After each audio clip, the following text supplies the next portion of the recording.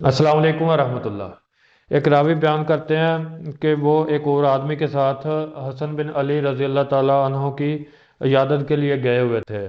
तो कहते हैं कि जब वो उनके पास बैठे थे तो हसन रज़ी अल्लाह ताला अन्हो ने उनसे कहा कि आप मुझसे कोई सवाल कर लें, इससे पहले कि मुझसे कोई सवाल करने के काबिल ना रहें, कि मुझसे कोई सवाल ना कर सकें, इससे पहले आप मुझसे सवाल कर लें। तो इसका मतलब ये था कि शायद इसके बाद मुझे मौत आ जाए, तो उससे पहले आप मुझसे कोई सवाल कर लें।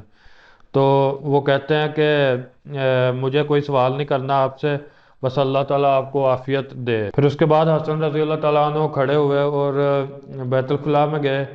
तो जब वापस आए तो आके फरमाते हैं कि मैंने तुम्हारे पास आने से पहले अपने जिगर का टुकड़ा फेंक दिया है। और कहते हैं कि मैं उसको लकड़ी के साथ उल्ट पुल्ट करके देख रहा था। वो उनके पखाने में जिगर का टुकड़ा, वो कहते हैं कि मैंने वो फेंक दिया, यानी कि उनको जहर दिया गया था। तो उस वजह से वो इस तरह उनके पखाने के साथ खून या इस तरह कोई चीज़ आई है। तो वो कहते हैं कि मैंने उसको देखा। तो कहते हैं कि मुझे कई बार जहर दिया गया, लेकिन इस तरह का जहर मुझे पहले कभी नहीं दिया गया।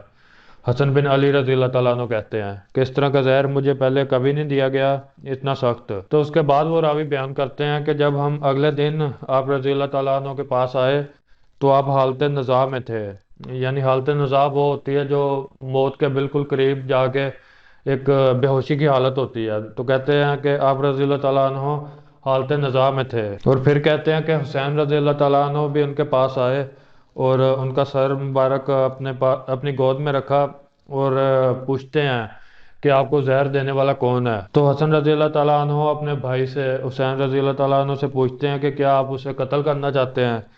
तो वो कहते हैं जी। तो हसन रजी अल्लाह ताला अन्हु कहते हैं कि फिर मैं समझता हूँ कि अल्लाह इंतकाम लेने वाला ज़्यादा बेहतर है, वो इंतकाम लेने में ज़्यादा सख्त है।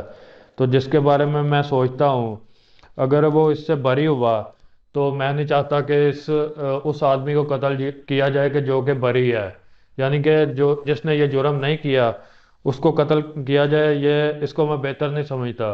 क्योंकि मैं जिसके बारे में सोचता हूँ कि उसने शायद मुझे जहर दिया हो, तो उसका कंफर्म तो नहीं है। उनके कहने का ये मतलब था। और साथ ही उन्होंने ये भी कह दिया कि अल्लाह ताला इंतकाम लेने में ज़्यादा सख्त है, यानी कि उन्होंने अपना मामला अल्लाह ताला पे छोड़ दिया था कि अल्लाह ताला खुद ही इंतकाम लेगा उससे। और जिसके बारे में मैं सोचता हूँ वो हो सकता है इससे बरी हो और उसने मुझे जहर ना दिया हो, तो उसको कत्ल नहीं करना चाहिए। तो ये था हसन रजी अल्लाह तआला अन्हु का वाकया जब उन्हें जहर दिया गया था। तो उन्होंने जिस तरह फिर कहा कि वो उस बंदे का नाम नहीं लेना चाहते जिसके बारे में उन्हें शक भी है। तो इससे हमें यह सबक मिलता है, उनकी सीरत को अगर हम देखें, अगर हम भी उस पर अमल करना चाहें, हम उनसे मोहब्बत रखते हैं क्योंकि वो अहले बैत में से हैं।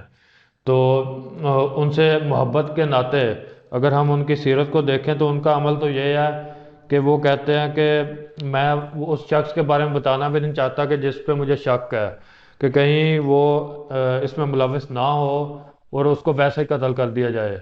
और उनका कहना यह था कि अल्लाह ताला इंतकाम लेने में ज़्यादा सख्त है, अल्लाह खुद ही इंतकाम लेगा। तो उनका कहना तो ये था। तो इसलिए हमें इससे यह सबक मिलता है कि ना हमें इस तरह की बात करनी चाहिए कि उनके कातल को हम खुद से ही इमेजिन कर लें या खुद से ही सोच लें कि फलां बंदा होगा और ऐसे गलत सोचते रहें, यह भी नहीं हमें करना चाहिए। और अगर कोई हमारे साथ बुराई करता है तो कोशिश ये होनी चाहिए कि जिस पे शक हो फौरन उसका नाम ना ले लिया जाए, तहकीक की जाए या अल्लाह पे मामला छोड़ दिया जाए, तो ये ज़्यादा बेहतर होगा। और यही उनकी सीरत है, उनकी सीरत से हमें यही पता चलता है।